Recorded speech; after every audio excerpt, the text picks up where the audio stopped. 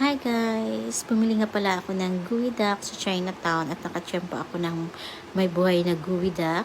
Binili ko yan. Fresh na fresh. Tsaka isang shell. Ayan. Buhay din niya. Pinakuluan ko lang yan saglit. Tapos hiniwa-hiwa ko na ng maliliit.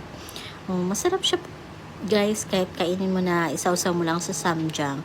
Pero mas preferred ko muna, mas stir fry ko siya pagluto para mas may lasa. Ayan. So guys, kaysa kumain sa labas, sa restaurant na magbabayad ka ng mahal o kaya mo namang magluto, magluto na lang para mas tipid at hindi ka pa mabibitin. Ayan guys. Yan, sinunod ko na yung gooey duck. Kunting pampalasa lang yan.